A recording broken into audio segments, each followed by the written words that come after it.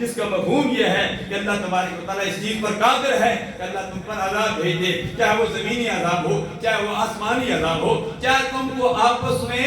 گتھم گتھا کر دے، تم کو آپس میں لڑا دے۔ ایک کہے کہ میں پنجابی ہوں، دوسرا کہے میں پٹھان ہوں، تیسرا کہے کہ میں مہاجر ہوں، چوتھا کہے میں اردو سے بیچ ہوں۔ تمہیں اپنی اس زبانوں کے ان علاقوں کے حوالے سے کہ میں پٹھان ہوں یا پنجابی ہوں ایسے لڑا دے۔ اب ہمارے معاشرے میں ایسا ہی ہو رہا ہے، کوئی پنجابی پٹھان کے حوالے سے لڑ رہا ہے، بلکہ یہ تو بڑے دور کی بات ہے۔ ہمارے گھر میں اگر 4-5 بچے ہیں، وہ آپس میں گتھم گتھا ہیں، وہ آپس میں لڑ رہے ہیں، گھر میں میاں بیوی لڑ رہی ہے، یہ سارے عذاب کی صورتیں ہیں۔ جو میاں بیوی آپس میں لڑ رہے ہیں، جو بھائی بھائی سے لڑ رہا ہے، جو پڑوسی پڑوسی سے لڑ رہا ہے، جو کسی صورت میں جیسے بھی لڑ رہا ہے، گتھم گتھا ہے، انہیں مجھ سے اپنا محاسبہ کرنا چاہیے کہ میں کیوں لڑ رہا ہوں، یہ میں کیوں ایسے میرے ساتھ کیوں ہو رہا ہے، کہ یہ اللہ کا عذاب تو نہیں ہے۔ ان سب کو چاہیے کہ اللہ کی بارگاہ میں توبہ کریں، استغفار پڑھیں، اور بھائی آپس میں شبام شیر و شکر ہو جائیں، پڑوسی آپس میں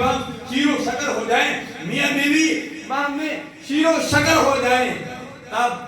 یہ عذاب بھی ٹل سکتا ہے۔ اللہ تبارک و تعالیٰ اگلی آیت میں فرماتا ہے وَكَذَلِكَ نُصَرِّفُ الْآيَاتِ لَعَلَّهُمْ يَفْقَهُونَ۔ اللہ فرماتے ہیں یہ ساری نشانیاں تمہیں میں بتاتا ہوں تاکہ تم غور و فکر کرو، فرمو قُلْ لَسْتُ عَلَيْكُمْ بِوَكِيلٍ۔ اللہ اپنے پیارے حبیب سے فرماتے ہیں آپ فرما دیجئے کہ اگر تم صحیح نہیں سمجھو گے، صحیح راستے پر نہیں آؤ گے تو مجھے تمہاری کوئی پرواہ نہیں۔ مگر فرمایا تم اپنا محاسبہ نہیں کرو گے تو مجھے تمہاری کوئی پرواہ نہیں، اور جو غور کرو، فکر کرو، وہ وقت آنے والا ہے تم پر عذاب